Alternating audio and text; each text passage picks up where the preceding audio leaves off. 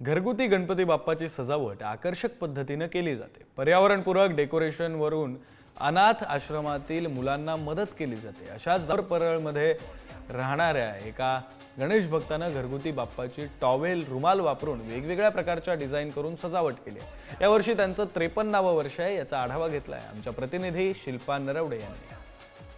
आशीर्वाद देणारा बाप्पा जरी तोच असला तरी दरवर्षी घरी येणाऱ्या बाप्पासाठी नेहमीच वेगवेगळ्या प्रकारची आकर्षक सजावट गणेश भक्त करत असतात। अशाच प्रकारची सजावट एका गणेश भक्तांनी केलेली पाहायला मिळत आहे आणि आपण त्या गणेश भक्तांच्या घरी आलेलो आहोत। घरगुती बाप्पा आहे, तुम्ही बघू शकता। पर्यावरणपूरक सजावट करण्यात आलेली आहे। बाजारात जरी रेडीमेड कृत्रिम पद्धतीची फुलं असतील किंवा वेगवेगळ्या प्रकारची सजावटीचं साहित्य मिळत असलं तरी या बाप्पासाठी घरगुती पद्धतीने सजावट केलेली पाहायला मिळत आहे।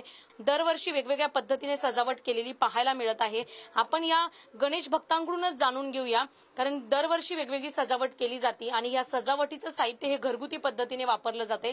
दादा, नेमकं काय सांगाल? कल्पना कशी सुचली? दरवर्षीच वेगवेगळ्या पद्धतीची कल्पना सुचते, मात्र पर्यावरणपूरक तुम्ही संदेश इथे देण्याचा प्रयत्न करत आहात। नमस्कार, मी राजू राणे।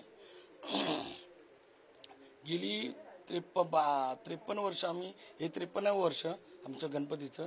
पण जेव्हापासून आपल्या गव्हर्नमेंटने, सरकारने थर्मोकोलचं बंद केलं त्याच्यानंतर मी दरवर्षी 2012 पासून मी हा कॉन्सेप्ट राबवला की याच्यातून जे इको फ्रेंडली आहे, हे वसईला एक अनाथ आश्रम आहे, गाडगे महाराज अनाथ आश्रम, हे जेवढं मी वस्तू वापरतो ती सगळं वस्तू मी त्या मुलांना जाऊन देतो।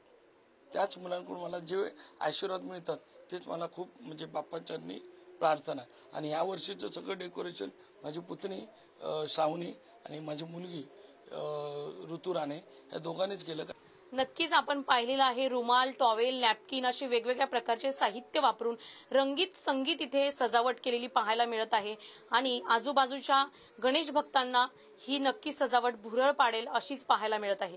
कॅमेरामॅन नाकेशसह शिल्पा नरवडे, पुढारी, मुंबई।